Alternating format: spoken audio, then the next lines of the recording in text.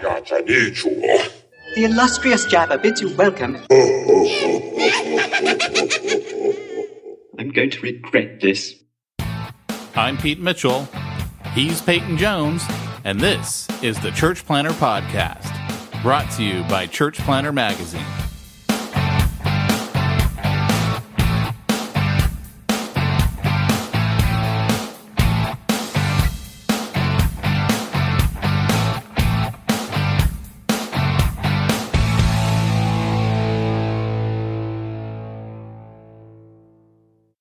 Hey, Church Planter, this is Pete Mitchell. And this is Peyton Jones. And you are listening to the Church Planter Podcast, and we're about ready to enter a little time we like to call Smack Talk. Smacking those babies. So I got a story for you. Yesterday, I dropped my son off at church and immediately head over to the bar, because that's what I do when my son goes to church. Now, this was not Sunday. No. This was Wednesday night church, and right. There's a little pizza joint right by the church. I actually don't like their food, and so I kind of hate going there, but I haven't found anywhere else to go hang out while my son's in kids' church. So I go over there. They know me now, right? Because I go in there like every Wednesday. And you know me. It's the Wednesday guy. I'm not a very social person, right? No. I don't like talking to people. Like, no, you're a tear in my beer kind of social guy. I understand the whole purpose of going to a bar is because people like to talk to each other. It's not me, though. So I go with my iPad Pro, biggest iPad there is, set it in front of me, and I'm clearly engulfed in my iPad. That's my don't talk to me. I'm involved with my iPad. Let me drink my beer, eat my pizza, read my iPad. So there's this guy sitting next to me, and I think he's talked to me before. You know you're attractive, though, to men at bars. I'm just... Don't go there, because I think this guy was that way.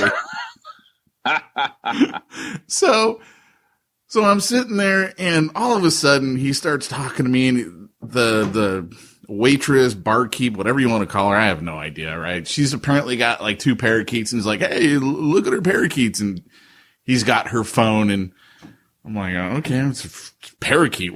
Let me get back to my iPad, bro. You know, why are you talking to me? And then he starts talking. Wait, did you say he has a parakeet? No. It was the barkeeps, the waitress, whatever you want to call her. It was her parakeets. And he was like, look at the pictures. And he starts talking about animals. And I'm like, hey, you know, just like doing the head nod. Okay, you know, stop talking to me, dude. I don't like talking to people. Yeah. And then he goes, yeah, you know, I had this, my pet died last year. I had my cat for 20 years. Oh, no. I literally look him right in the eyes and I go, yeah, but it was a cat. I like turned back to my iPad. It was like, dude, it's a cat. I don't care that your cat died. That is the best pickup shutdown ever. Hey, you want some sympathy?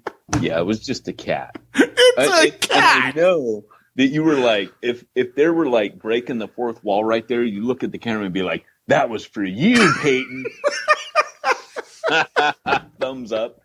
Lean on the teeth. Cha-ching. Oh my gosh, dude. And then if you're new here, you know, you've probably got the hi, I'm new here name tag on, and you don't understand what an inside joke that is for Pete and I. Yes. You got to go back about 20 episodes, probably. Probably. It was when I had to put my dog down. I couldn't drive home. I'm a wreck. This was my dog. I just put her down, and I'm like on the phone with Peyton, and he's having what we have commonly referred to as the Wind River moment, right? This is what a true friend is. And he's just like listening to me. Like when we first got on the phone, I couldn't talk. Like there was like long pauses, minute long, because I was so choked up. And so Peyton's like, hey man, I totally know what it's like, man. And, you know, my cat, when it died, you know, I couldn't even stay living in that house anymore. And he's like trying to like sympathize with me.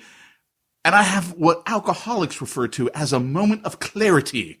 And I simply said to him, Yeah. But it's a cat. That's so rad, dude. That is so rad. Oh my gosh, Wow. dude. Oh. I had funny stories, but I forgot them. It involved Barry, who hung out with me the other day. Oh yeah, is he back? Back from I can't remember Yosemite? any funny stories. I have no smack. I'm smackless. You've got no smack talk at all? No smack. Dude, well, I'm going to read part of some texts between you and me because I thought these were funny too. These had me laughing so hard I was in tears. I literally saved that screenshot of the one. Yeah. I think you can read it. I am. I gotta find it here. Let's see.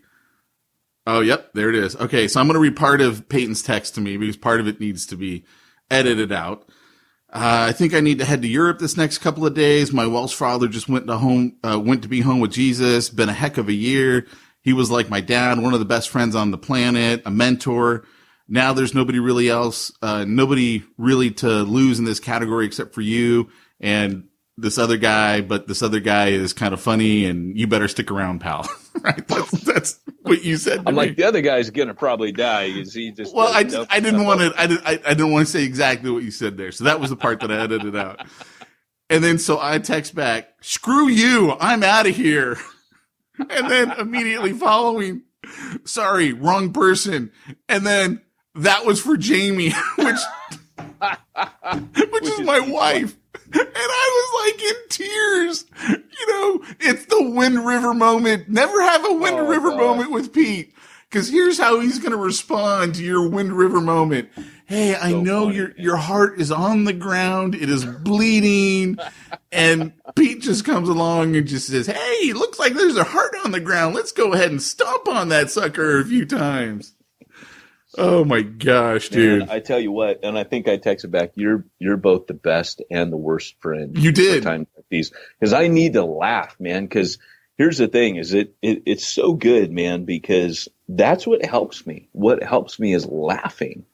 I don't need what I can't handle, and maybe I do got some smack, because what I can't handle is when you tell someone, they're like, hey, but he's in a better place and all that, and death, it's got no sting. And I'm like, okay, clearly you've read one passage, built an entire theology of death around it. Sir, the next time I hear a Christian mention the circle of life, I think I want to vomit.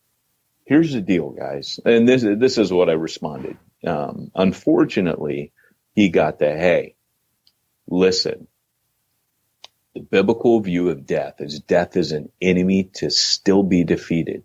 The sting was taken out, but death will be cast in a lake of fire. I go, that passage in John 11 where Jesus gets to Lazarus' tomb and it says he was deeply moved in his spirit?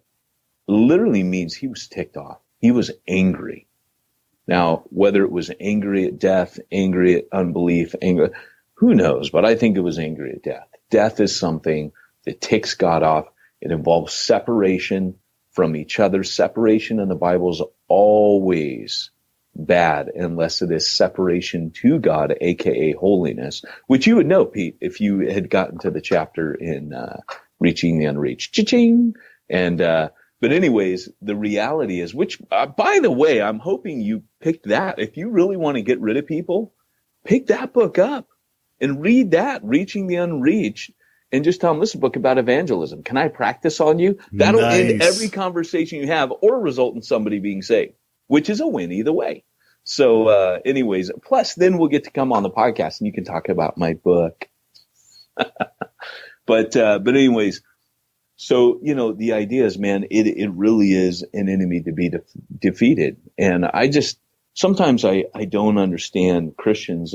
It's like, dude, it's not, please. I'm not worried he's in hell.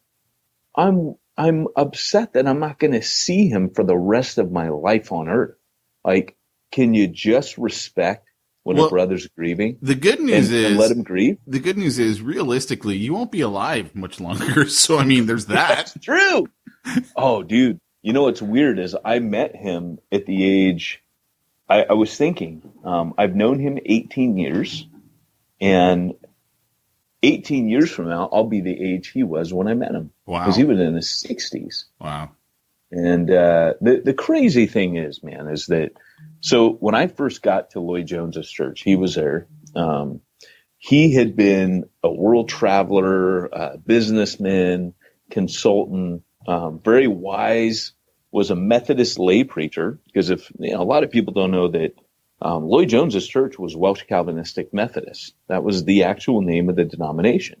So they joined with the Presbyterians in the 70s, but they broke from the Presbyterians, but they were kind of like the Presbyterian branch. They broke in 77 from that. Not that anyone cares about that, but the point is he was a Methodist lay preacher, and he was, and I put him in Church Zero, Chiching. At the very beginning, I dedicated part of the book to him, and I said, you sowed many corrupting seeds into my young mind. And he would always joke around about how he had taken this kind of smug reformed evangelical boy and corrupted him. He wasn't a minister, but I'd go out to dinner with he and his wife, Anna and I, they'd be over at our house. They were like family. And, but he would always challenge. He'd go, you ministers, boom, boom, boom. And he would just throw these things out from the Bible. Because when you sit under Lloyd Jones, you become a theologian. And, I don't know, man, he was amazing. And he was the smartest dude I ever knew. And you remember how, I think I told you once that when I got to Wales, I thought I was smart. And then I started meeting people that were really smart. And I remember asking the minister I was serving with, I'm like, so what are you reading? And I was really impressed with what I was reading. And all I really wanted to do was tell him, hey, here's what I'm reading. And he comes back at me and he's like, well, I'm reading this and that and that. And some of them weren't even in English. He was reading like science fiction books in French. He was tackling some stuff in Latin. And I just started going, kind of like on Dead Poet Society when he goes, people are kicking copies of Byron in my face. And, man, I was like, okay. Well, anyways, I watched Lynn Gibbs trounce that dude because that dude was a cessationist. And Lynn just basically, they said, well, let's have a debate. And, we all got together, and my gosh, man, watching British people debate sometimes amazing. But this dude, he just had a mind, and I owe him, I would say, a lot for the ways in which he corrected me. So that's a little tribute to him. I miss him. A little bit jacked up, which is kind of why I reached out to you, not for sympathy. No. because you're not going to get any of that. And that's not why I do it. I feel like when I'm going through that stuff, I got to warn people I'm not okay. Like, I might get mad at stuff right now. I might be just a raging jerkhole. And, I always feel like it's a disclaimer. Like, I'm reaching out to let you know, just lost my friend. And for me, I got to be alone during those times. And I was on a Zoom call last night where everybody was like, man, we could tell you're not okay. And I'm trying to hide it. I'm trying to limp on, but there's just a difference, when you're. Were they talking about like in general or specifically right now? No, yeah, no, they were talking about specifically. Oh, okay. Because I have a baseline of not normal, and then, then I got the extreme. Oh, man, Pete Mitchell's the one friend nobody wants, but everybody needs. But Pete needs. Exactly. Dude, I'm telling you, seriously, God could not have picked. Because I got friends that are like, dude, I'm so sorry, man. And that feels good. Well, and it depends on what the situation is. Well, and yeah, like, dude, if there's ever anything wrong with my family, heck. Yeah, you were going through it with your daughter not that long ago. Yeah, by the way, for everyone who was praying, I might have mentioned it, but anyways, she does have a tumor in her airway, but it's benign. So I wasn't okay leading up to that. I did not. I did a Wind River moment there. You did. I was like, oh, dude, no, not the kids. Because I know what it would be like if something happened with my kids. No, it's right. It's right. I got to say, that's a time where it's like sacred ground to you. Yeah. And I remember I go, so Pete, because you had a bad day, and I go, hey, what's going on with you? And you're like, I'm fine. Nothing. Everything's fine. And I'm like, no, dude, what's going on with you? And you're like, after that, I'm not saying anything. Yeah. I can't. You keep asking me what was wrong. And I can't, and I'm like, dude, I can't tell you for like 2.5 months when the whole thing's finally done. And I will laugh about it because compared to what you were going through and still are, because she still has the tumor. They have to go in and take it out, even though it is benign. I mean, it's like my problems seem pretty stupid. Like, the problems of two people in this world don't amount much to much. If I could get it out, come on, Bogey, don't amount to much more than a hill of beans. Yeah. I just read the raddest biography of Humphrey Bogart. That dude was a stud. Now, when you say read, do you mean read? No, I read it. Oh. I read it with my eyes. What? I read with my Still ears books right now, dude. I am reading a book right now, and when I mean read, I mean with my ears. It's all on P.T. Barnum, a biography on P.T. Barnum. That is such. I want to read that. It's a great book. I want to read that with my ears. Yeah, it's good from a marketer's standpoint because I really wanted to get into his head of everything that he did. And Jamie and I watched The Greatest Showman, like, I don't know, a couple of weeks back. And, which. I like musicals. I respect that. Yeah, well, it was on P.T. Barnum. I'm like, dude, I'll watch a musical. It's on P.T. Barnum, like one of the greatest marketers in history. I'm down with that. Yeah. And, the musical literally, like, so loosely follows his life. It might as well not even, like, don't even say it's about P.T. Barnum. Just say it's a musical about some dude who decided funny, dude. to make a museum. Cause it really has, like, you lose so much of what Barnum did. Like this is what I dig about America, man, is so many people walk around getting their worldview from movies and TV shows. Yeah. And it's just all fantasy. I mean, well, here was a funny thing. So one of the things that, and I'm just going to share this because I think this is hilarious. One of the things that really put P.T. Barnum on the map was General Tom Thumb, which you see in the movie. He's the little person. He was technically a midget, not a dwarf, which according to the book, there's actually a difference, which I didn't know. There is, yeah. Yeah, they were like, yeah, no, midgets are literally little people, and dwarfs, it's a condition. That's why some of their body parts will look out of proportion. But isn't midget, though, I always thought that midget had to do with a performer. It doesn't. Not from a medical standpoint, but because I have been warned not to use the term midget. I don't think because they say no, that's a derogatory term, which probably means is. That, huh? It's probably considered derogatory. Absolutely. I think it's morphed over time, but to which I usually respond, yes, I understand, but dwarves usually carry axes, so I'm not comfortable with that term either. Nice. It's not right. It's not right, Pete. You have to edit that out. I'm not. Nope. Never going to happen. Yeah. So, one of the things that I really liked about what Tom Thumb did. So Tom Thumb was like this teeny tiny guy. You see him in the movie just briefly, but, Does he sing? Not in the book. P.T. Barnum is famous for having said that over his lifetime, he either did 80 million in sales. I think that's what it was. It was 80 million in sales, and he goes, and 20 million of it was because of Tom Thumb. So he always like had a soft spot in his heart for Tom Thumb because he realized he was the one that really started P.T. Barnum and got him the fame. So one of the things that he did, yeah, he went over. Is that who I am to you?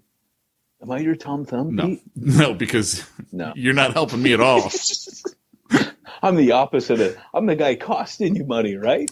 So they go over to England, and they're doing some touring over there, and they get this opportunity to perform before the Queen.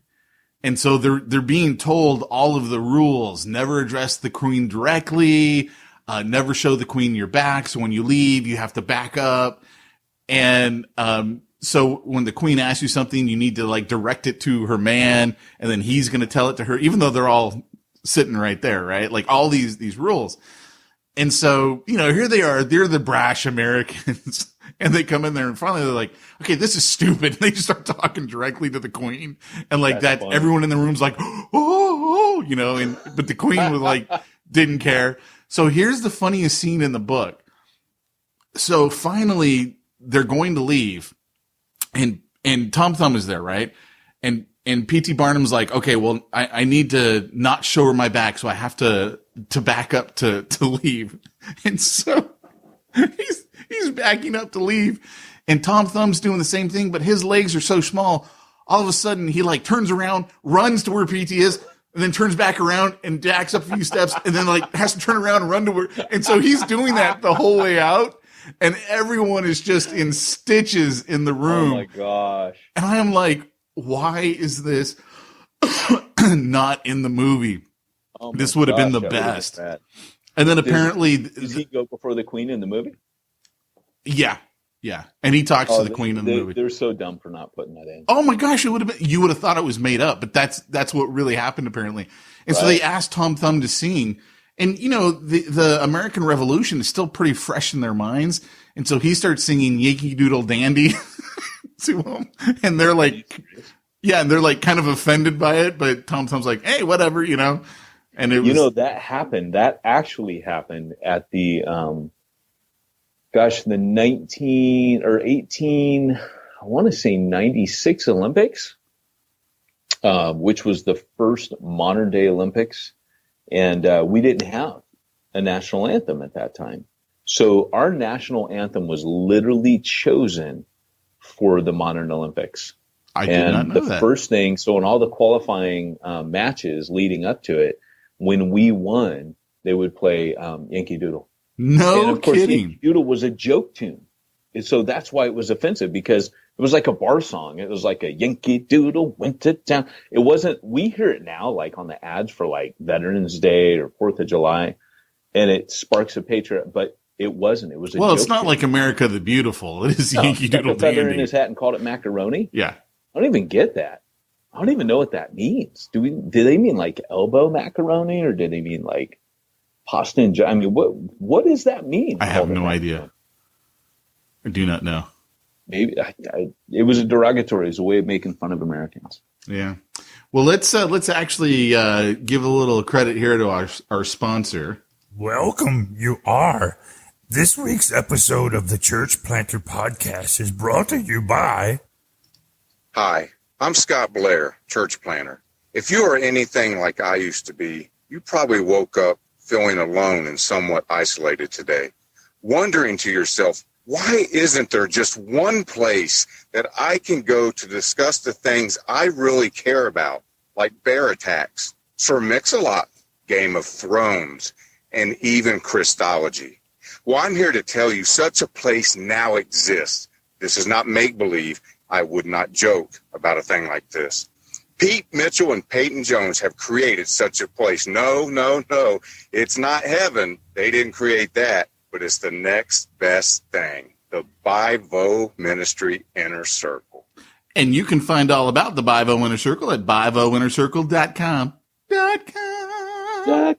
Hey, and by the way, guys, if you have not signed up to my newsletter, it's funny because that made me think of Bible Inner Circle. There's a guy in there named Jay Lee, and Jay is in Toronto. He actually was at the bombing across the street like minutes before. Not the bombing, the van. I mean, sorry, not the bombing, the car. Yeah.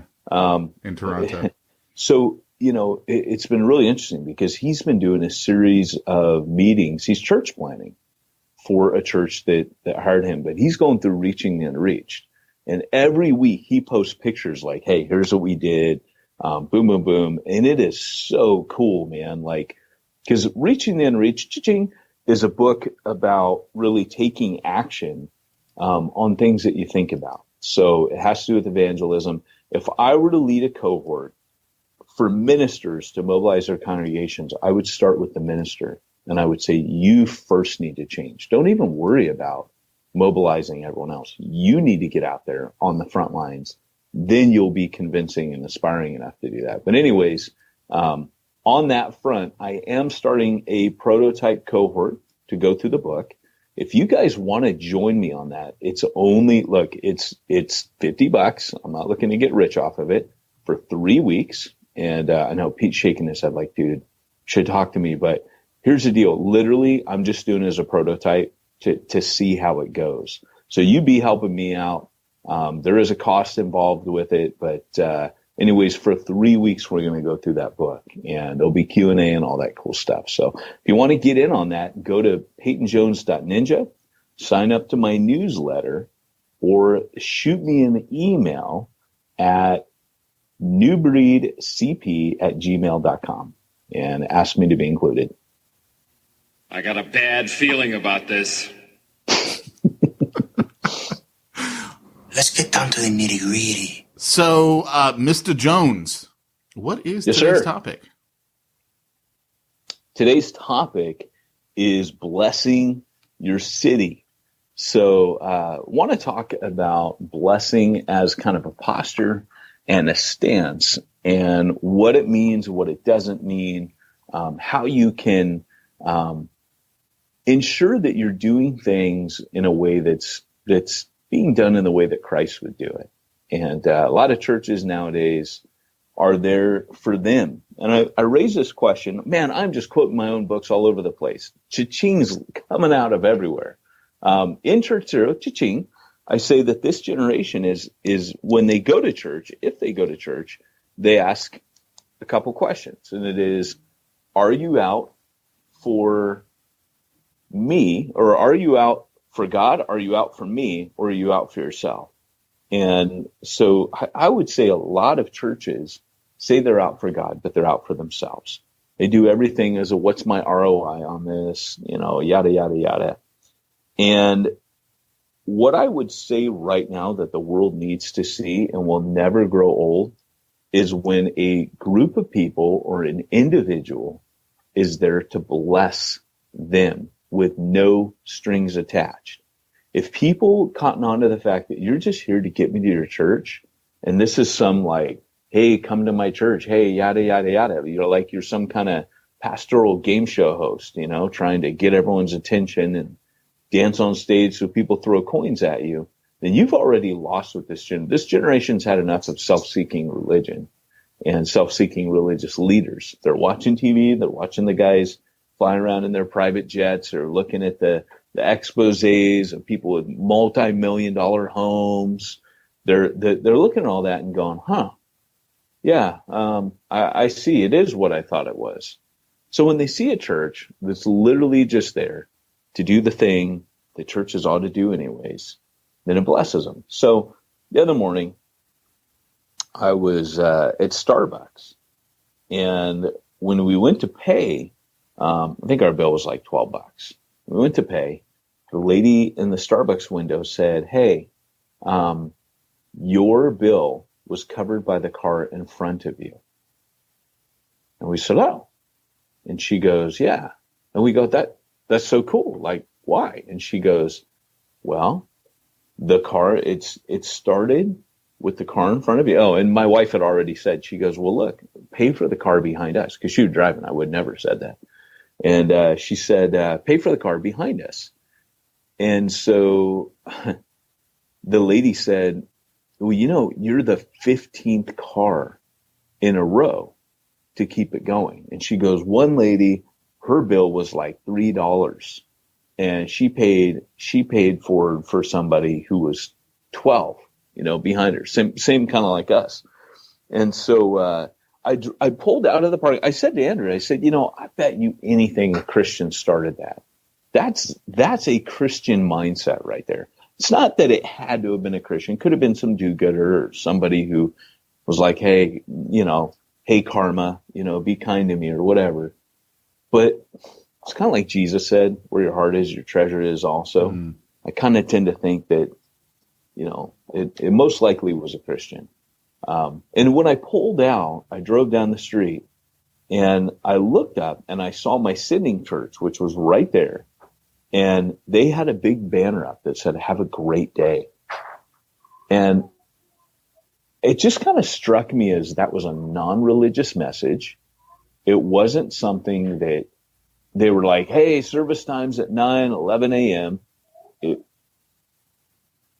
It was literally that they were saying, hey, we want to bless you. Like, that's a type of blessing. I don't think that we realize in our community, or even in the church nowadays, what it means to bless.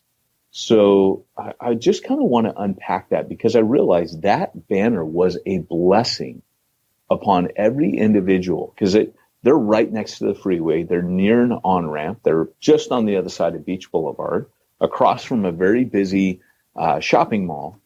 And there's a huge, right down the street from a community college. They are right in the middle of just a beehive of activity. And just to see that up there as everybody's stressed and trying to get on the 405, if you know that freeway, it's a beast. And just to have that somebody somewhere just took out of their time to put a sign up and said, have a great day today, which is very non-Orange County. It'd be like seeing a sign like that in New York City.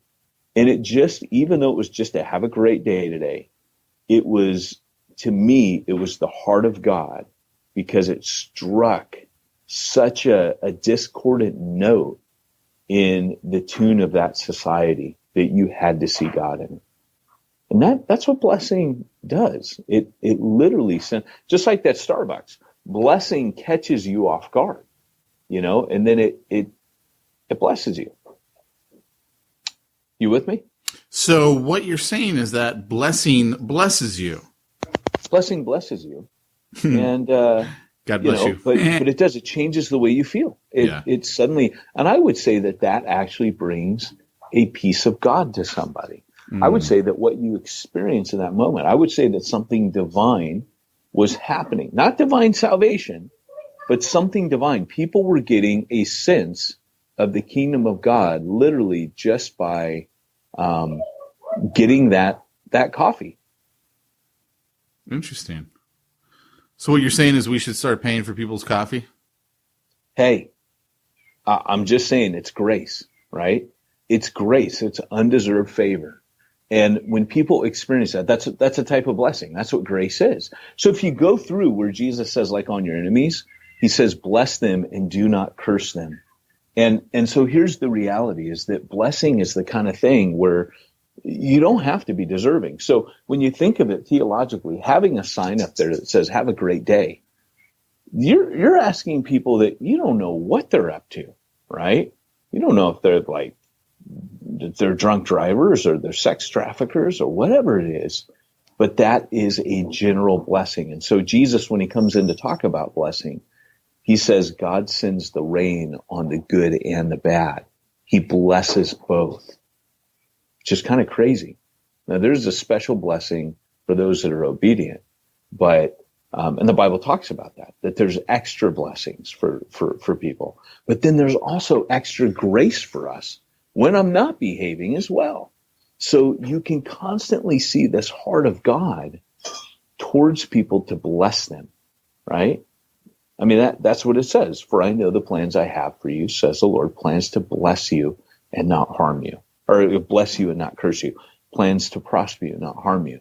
Every time in the scripture where you see God's heart, even when he's like, hey, I have to curse you, or I have to cut you off, or I have to do this to bring you back to me, he always follows it up with promise of blessing, because that's God's heart. Does that make sense? Yeah, it does. And so really what I'm saying is, as a church plant, how is your church blessing the community? How is your church exhibiting God's heart for that community? By doing something is just, hey, because God loves you and because it's grace, and for no other reason than I want to interrupt the ebb and flow of this culture in my community. We just want to bless you. And I know you've at times talked about things that you've seen, like that real estate agent where they just did the shredding service, where they set up that day where, they're like, hey, if you got important documents you want to shred, we have shredding machines and we could do it. We also have monkeys on the other side that paste it all together and steal your information. But, they have machines that do that, right? They can assemble that. What are you talking about? When you shred documents, there are programs that can assemble all that stuff together. Yeah. That's why you got to get the cross shredder. Oh, really? Yeah, the one that makes it really tiny. So and then you burn it. yeah, well, that would be a good idea. That's what I do with mine. I build bonfires and my neighbors call the police. It's a thing in San Diego. It's a rhythm that we're in. It's my way of, hey, I blessed you with this huge bonfire and smoke signals. Part Native American, apparently. So, I dig it, man. I dig it. So, even Pete, like this is how hardwired into society this was at the time of Jesus. Like whenever you read in the Bible where they say shalom to each other, that literally was a blessing. So like the shalom was the opposite of being anxious. So the word in the Greek for anxious means to be pulled apart in different directions, almost like you're drawn and quartered by a horse. Like it means to be separated or pulled apart. Whereas the word shalom means wholeness, health, and peace to every part of you. Peace to your mind, peace to your body. And the peace is, it has to do with everything being in the right balance, because it's where it needs to be with God. In other words, there's it's as life intended, as God intended life to be. So when Jesus says shalom, when they're like freaked out and he says shalom or peace, he even says shalom to the storm. That's like a creation ordinance. Whenever you see in creation where God says, and then he blessed them, saying, where he blessed the animals, he blessed creation, he blessed the sun and the moon. All these things God creates and then he blesses. And that's his intention. That's the intention of his heart. So when you're blessing, what you're saying to people, and what was happening in that Starbucks and what was happening with that sign was God's heart is for you to have a great day. God's heart for you is to know his grace and his love and an undeserved cup of Starbucks coffee. You don't even got to pay it back, but that's God's heart. Does that make sense? It does. Your thoughts? Oh, my thoughts are, I'm wondering if I shouldn't have told that guy that, yeah, but it's a cat. Maybe I should have just bought his beer. No, because we're pretty sure he was hitting on you. So I think that was a good shutdown. The reason why it made me wonder is because first he said it was his cat, and then later in the conversation it was Steve's cat. And I'm like, who's Steve? And is that what's going on here? So yeah. Sorry, that was totally off your blessing subject. No, dude, that's rad. I mean, look, there's a time for everything, right? You wouldn't be a soldier fighting a war and be like, I'm trying to think of how I can bless these people that I'm about. There's a time and place. So if a dude's hitting on you in a bar, or you think he is, that's good to shut it down. And I don't think he was hitting on me, by the way. I know we don't know that, but no. As Jamie would say, I don't even have a whiff of that coming off of me. It doesn't matter. You don't know that you're highly desirable. Hey, Pete, along those lines, hey, have you ever been in a movie? Oh, stop it. Sorry. Oh. I went there. I shouldn't have gone there. I'm ashamed. Well, I was a film major at Biola. What are all the things that Mr. Rogers said? I was a film major at Biola University, the foremost evangelical Christian college. That's so crazy.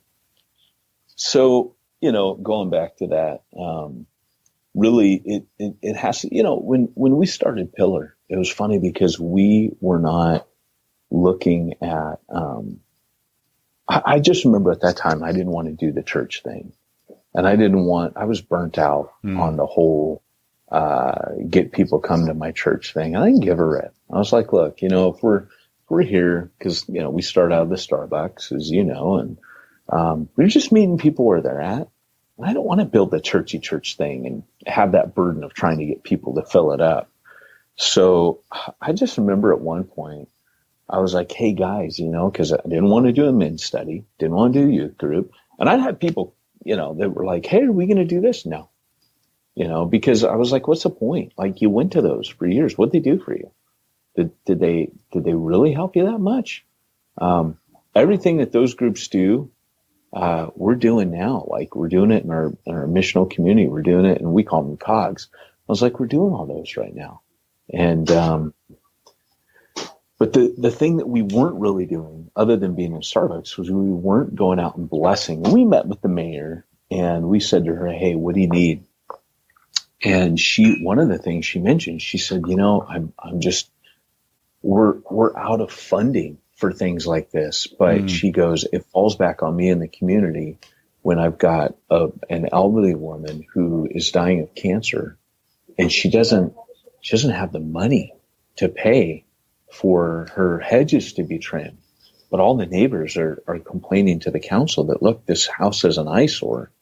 And she goes, I'm just one woman. I'm one councilwoman for this city or this borough, because there's a huge city and they divide it. So it's like a local mayor. And she goes, I mean, my husband sometimes will go out there, when my back's up against a wall, but she goes, you're the first church that's ever asked me, what we can do. Where was this? This is in Wales. Yeah, because that's not an American thing. No, she said, I've always been asked, like, hey, can you put our church thing in your newsletter that you send out? She goes, everybody's asked what I can do for their church. She goes, nobody's ever asked me, what can the church do for me or for the city? Yeah. And it was a game changer. Like literally, I remember having this talk with her on the phone. And she goes, why don't you come over to my house? And so me and my team, we were sitting in her living room having this chat with her. And she works, she's in the mayor's office, man. Like I just remember sitting there. I hadn't read any books on this. It was just something that I felt. And funny enough, I was reading one morning where Jesus says that, when you throw a banquet, don't throw it for those that can repay you. He says, do it for the poor, the crippled, the blind, and the lame, and your Father who sees in heaven will bless you.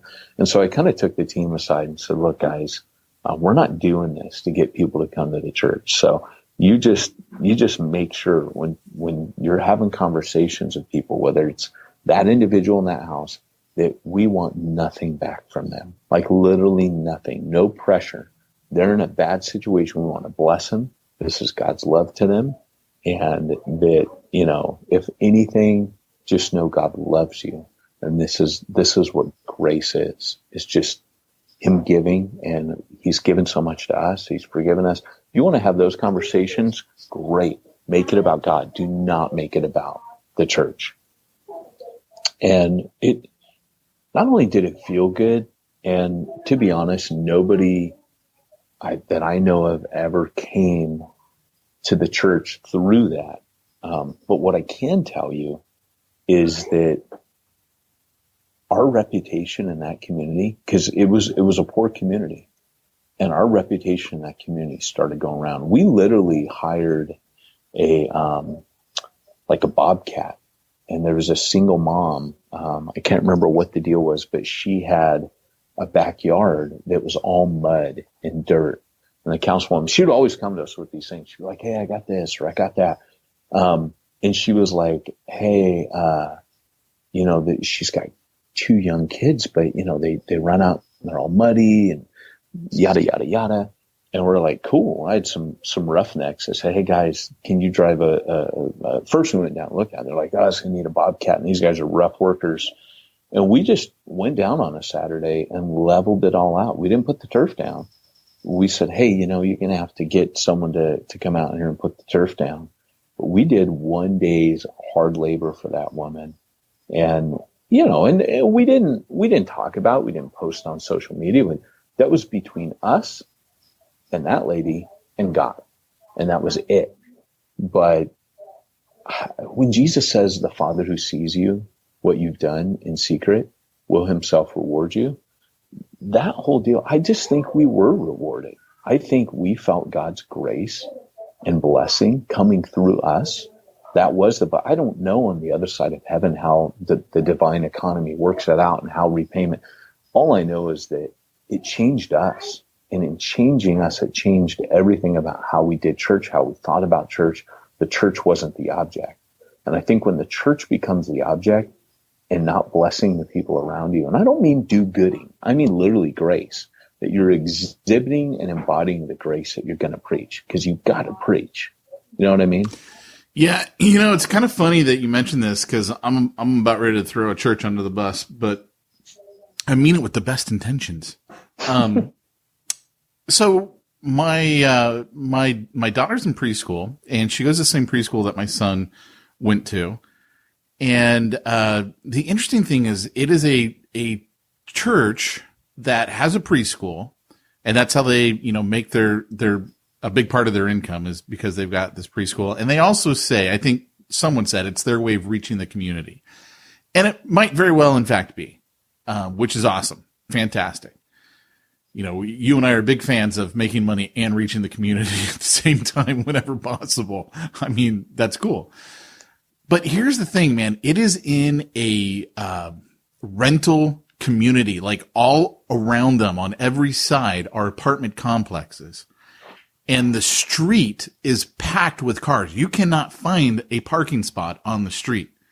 And they have this huge parking lot that is empty and has a big sign that says church parking only. And all I can think of every time I pull in is, what is this saying to the community? There's us and then there's you. And unless you're one of us, you can't use these parking spots. And I'm like, if you really wanted to reach this community, take Peyton's idea of the permit, right? We'll give you a free permit. You got to give us your contact info so that we've got it. And, you know, you probably have some rules like you can't just park it here we're not a storage facility. We're not here to store your vehicle. But you could totally bless that community where there's no parking. Right. And then the other thing that just kills me is it's right by one of the big city parks, and every Easter, every Halloween, there's big events at this park for the whole community, and there is never anywhere to park when you go. Like, I'm usually parking really far away after I've dropped off the family, and then I got to walk in. And I'm like, how cool would it be if you just had a big sign that said, you know, event parking here, free, and didn't make a permit, nothing, just, you know, use this. And, right. And, you know, if you're worried about, oh, we've got a preschool or whatever, then you just say, hey, you know what? Our spaces that are green, these are blocked off and you can't park there. We need those for parents when they're coming and going and picking up their kids or whatnot. But I mean, like, you could reach out to the community and bless that community by doing something as simple as that. And right. How big of an impact would that make? Even if you made it like $5 and, you know, then when people came through, you told them, hey, no charge today. God bless you. What would that do? You mean for for the event parking? The event parking. Yeah. Like but you let people know that, hey, you know, like, you know, it would be rad to say the person paid in front of you for you. Yeah. But I think teasing. Honestly, to me, I don't know that I would look positively on a church that's like charging for parking. No, that's what I'm saying though. That's what I'm saying. But like even saying, exactly, oh, we're waiving it. To me, that just would be, I don't know. It wouldn't sit right with me. No, I agree. I think that's the better idea. But you could totally bless the community that way. Like, what a huge impact that would have. And that's it, is being able to actually say, hey guys, you know, we're here to bless you. We're here to, you know, to just let you know, like, exactly. Yeah. I don't know why I'm even talking. I don't know either. Yeah. Cause it's what I do. But, you know, I had forgotten about, you mentioned the church that was cause they had all the church parking only, you know, and I went to preach there and they asked me to consult with them. And I said, hey, you know, yeah, but they didn't do it. Like, didn't do it. And I don't know if it's like one of the sacred cows in the church, because I bet you it is. I bet you it's like, well, I don't like having to fight for my parking, and I don't want. Well, what people. They did is they said, oh, well, you know, our insurance is, and if someone gets hurt there, you know what? You can always find it. Okay, first of all, that's a load of crap. Of course it is. Do you think there's any difference because you let people who don't come to your church park there? Right. I mean, literally, that's a load of crap. Exactly. Yeah. So, you know, it's funny because but that's it. Being seen as the one in the community.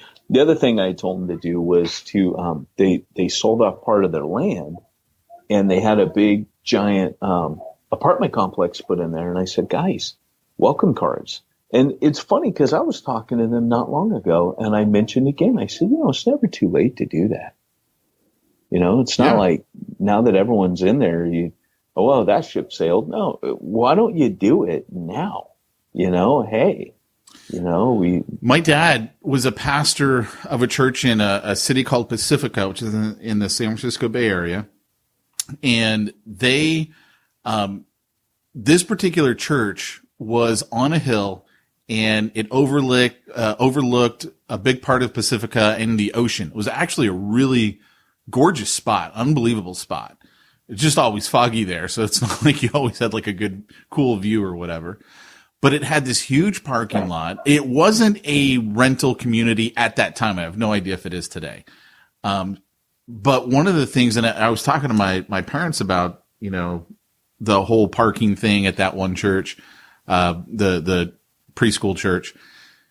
And my mom was like, yeah, well, that's why your dad always tried to leave the parking open at our church, because they wanted people to come there. And, if you want to look at the view, whatever. And I was like, wow, I didn't even know that's what they did. And if you had the money for it, what would have been really cool, because like they owned a big chunk of this land, and the parking lot didn't take up the whole thing. There was a lot of just, dirt and weeds and whatnot. You could actually build out a cool little park. And now you've got the community park right there on your property. Right. And you could, reach the community that way. You're blessing the community, give them this cool little outlook. Now, unfortunately, after my dad left that church, they eventually got this fundamentalist pastor who took them out of the denomination they were with, and now it's one of those, if you don't have the 1700 version of the King James, it's not a real Bible, and that's what the world needs now, some good King James reading. And they've got a big chain in front of the parking lot. They won't let anyone in, and I'm like, yeah, okay, not exactly reaching the community. You just got a property that you can meet in, and you think that's really cool. It's crazy, isn't it? When we were in downtown Long Beach, there was a church property that came up, and I think you might have looked at it with me, but it had bars all around. Yeah, it. Yeah. It was just, those metal gates, bars on everything. It looked like a prison or a public utility building. You know how they try to keep homeless out of there? It's terrible. And I was like, man, the other day I go to my sending church, and I'm going there for this C.S. Lewis thing. And when I get there, they've got tons of people come to this. This guy's like one of the few people that can perform this C.S. Lewis. And as I look at, on the outside the building where the exit is, there's a homeless guy on the ground, and he's sleeping. And he's sleeping up against the wall. And it's just kind of trippy because, no one's asked him to move. He obviously spent the night there. And I was really blessed by that. Okay, it was a little creepy, if my wife and kids were sure, of course. Walking through without him there. But it was, it was a blessing. I was like, man, I'm so glad that guy's there. And they're not like, hey, man, we got this big event for Christians going on here. It was like, hey, man, you need a place to sleep it off? That's fine. People walking around. I think what a lot of pastors can do, and we've talked about this with some of the guys over the years in both Jump School and Bible Inner Circle, and that is, as a church, as a pastor, take stock of what your real assets are. Because a lot of times we don't even realize the assets that we have. Like a parking lot is an asset.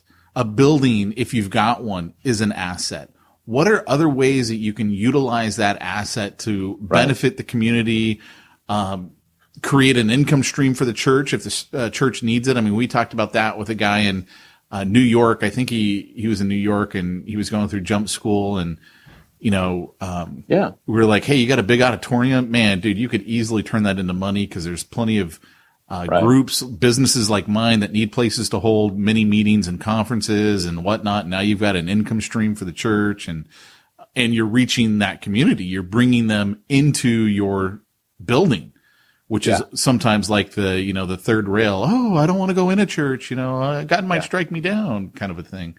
So here's the other thing is advocacy. You can be an advocate for groups that have nobody. So for example, I have a daughter with special needs. My daughter's best friend has, cystic fibrosis. So the reality is like, if you've ever known anybody who has a child with a disease like that, every penny they have, they will fundraise. It all goes towards research. They don't want to spend a penny on anything else. So renting places, they're dependent on, like, one of the things that they do is they go to Applebee's, and Applebee's donates their restaurant for like a number of hours, once a year to the Cystic Fibrosis Foundation in San Diego. And so my friends do this thing. They host it, they organize it, they put it on for their daughter, and everybody, hundreds of people come, tons of people from the school, friends, family, pour into this place, and we all eat Applebee's, even though none of us like it. Although I like Applebee's now, even though I don't like their food. It's made me feel about Applebee's like, you guys are awesome. I have always wondered, when's Applebee's going to die? Probably never, as long as there's college campuses all over America. But I want them to do well. I want to see them thrive now, because I'm like, you helped someone I love. You gave from the community. You didn't just take. And it's like, you know what? I got all the time in the world for you now. Well, imagine if the church did that. So Cystic Fibrosis Foundation, imagine you said, hey, Cystic Fibrosis Foundation, imagine you posited yourself to go towards any of these, cerebral palsy. You approach some of these groups that have no advocate except for themselves. And you say, hey, guys, we have this building. We know you're not spending any money on overhead. If you need a place to meet, guys, you come meet here. Our doors are wide open to you, and we'll absorb the cost of that. Don't worry about it. We'll pay the electricity, utilities. Just let us be a blessing to you. We appreciate what you're doing. We can help you in any way. If we can rally behind it, you adopt somebody like that, I'm telling you, you're gonna see it. You're gonna see people pouring through your doors because you're preaching grace before they've ever heard your preaching. Yep. Big time, man. Especially with this millennial generation of wanting to give back to, the community, the nonprofit, stuff like that. So if you lead with that, you're going to reach people that literally no one else is reaching. Absolutely. And imagine, you're sitting down at the table and you're a millennial and your little sister has cystic fibrosis and your mom is saying, hey, can you believe that? This guy called me up from this church and he said, hey, we just want to let you use it free. Whenever you need it, it's here for you. We love you guys. And sorry to hear what you're going through. And, want to help you and be a blessing to you. No strings attached. Just when you guys need a place to meet, you shouldn't have to pay for it. Come meet here. Boom. And that millennial is going to be sitting there going, wow, it's kind of different. Those guys sound cool. So where do you think that family's going to go when they have problems? Exactly. Right? I don't mean on a Sunday morning. I mean, they're going to pick up the phone and say, hey, do you guys do counseling? Yeah. Our family's going through a rough time. It's just, you're not expecting that in return. That's the whole point of blessing, having that attitude of blessing. And guys, on a personal level, what if you said, hey, I'm going to bless one person a day in my life. I'm going to bless one person. I don't care what it is. Maybe you are that guy that kicks off the Starbucks line. Maybe you're the person that buys a homeless dude some food. But it would start changing you. God, it says, and the Father himself will bless you. And Jesus says, do the stuff not seeking any, go after the poor, the lame, the blind, the crippled. And he says, and your Father himself will reward you. So I'm just saying, if Jesus said that, it's something worth putting into practice. Yeah. All right. Well, guys, hey, Pete, with all that blessing and all that you're doing, you really don't have time to do the church finances. Nor do I enjoy doing the church finances. Well, that's good because there is someone out there, Pete, who can help you out. And they're known as Simplify Church.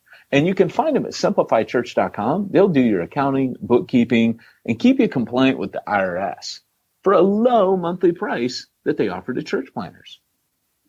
I like it. Where can I find out more again? SimplifiedChurch.com. And by the way, Pete, they also just rolled out a new giving portal. You know, we used to advertise MoGive, and I'm just saying, Simplified Church now does that too. What? Oh, yeah. So head on down to SimplifiedChurch.com and tell them that Peyton and Pete sent it. Well, you've been listening to the Church Planter Podcast. This has been Pete Mitchell and Peyton Jones reminding you, if you want to reach ones nobody's reaching, you need to go where nobody's going and do what nobody's doing. I made my money the old-fashioned way. I got run over by a Lexus.